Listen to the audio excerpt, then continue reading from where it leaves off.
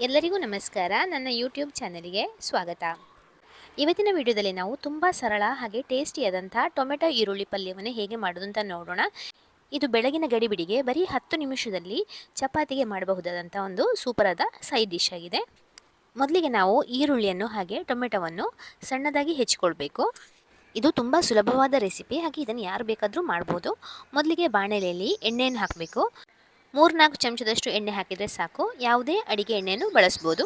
ಆಮೇಲೆ 1 ಚಮಚದಷ್ಟು ಸಾಸಿವೆಯನ್ನು ಹಾಕಿ, ಸಾಸಿವೆ ಸಿಡಿದ ಮೇಲೆ ಅದಕ್ಕೆ ಕರಿಬೇವಿನ ಸೊಪ್ಪನ್ನು ಹಾಕಿ, ನಂತರ ಸಣ್ಣಗೆ ಕಟ್ ಮಾಡಿರುವಂಥ ಹಸಿಮೆಣಸಿನಕಾಯಿಯನ್ನು ಹಾಕಬೇಕು.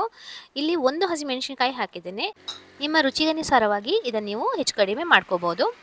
ಹಸಿಮೆಣಸಿನಕಾಯಿ, ಕರಿಬೇವಿನ ಸೊಪ್ಪು ಎಲ್ಲ ಹಾಕಿ ಒಳ್ಳೆ ಪರಿಮಳ ಬಂದ ಮೇಲೆ ಕಟ್ ಮಾಡ್ಕೊಂಡಿರುವ ನೀರುಳ್ಳಿಯನ್ನು ಹಾಕಿ ಸ್ವಲ್ಪ ಹೊತ್ತು ಹಾಗೆ ಮಿಕ್ಸ್ ಮಾಡಿ.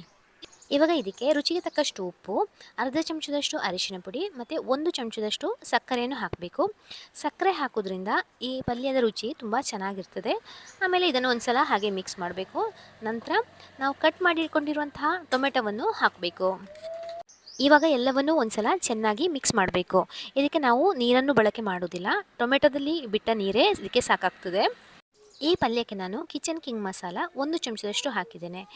ಇದಕ್ಕೆ ನಾನು ಖಾರದ ಪುಡಿಯನ್ನು ಹಾಕಲಿಲ್ಲ. ನೀವು ಖಾರ ಬೇಕಂದರೆ ಇನ್ನೂ ಹಾಕ್ಕೊಳ್ಬೋದು. ಮಕ್ಕಳಿಗೆ ಮಾಡೋ ಕಾರಣ ಖಾರದ ಪುಡಿಯನ್ನು ನಾನು ಇಲ್ಲಿ ಅವಾಯ್ಡ್ ಮಾಡಿದ್ದೇನೆ. ಆಮೇಲೆ ಇದನ್ನು ಒಂದು 5 ನಿಮಿಷಗಳ ಕಾಲ ಮಿಕ್ಸ್ ಮಾಡಿದರೆ ರುಚಿಕರವಾದ ಟೊಮೆಟೊ ಈರುಳ್ಳಿ ಪಲ್ಯ ಚಪಾತಿಯೊಂದಿಗೆ ಸವಿಯಲು ಸಿದ್ಧವಾಗಿದೆ. ದಯವಿಟ್ಟು ಈ ರೆಸಿಪಿಯನ್ನು ನೀವು ಕೂಡ ಟ್ರೈ ಮಾಡಿ. ವಿಡಿಯೋ ಇಷ್ಟವಾದಲ್ಲಿ ಲೈಕ್ ಮಾಡಿ, ಫ್ರೆಂಡ್ಸ್ ಜೊತೆ ಶೇರ್ ಮಾಡಿ, ಹಾಗೆ ಚಾನೆಲ್ಗೆ ಸಬ್ಸ್ಕ್ರೈಬ್ ಮಾಡೋದನ್ನು ದಯವಿಟ್ಟು ಮರೆಯಬೇಡಿ. ಧನ್ಯವಾದಗಳು. ಮುಂದಿನ ವಿಡಿಯೋದಲ್ಲಿ ಸಿಗೋಣ.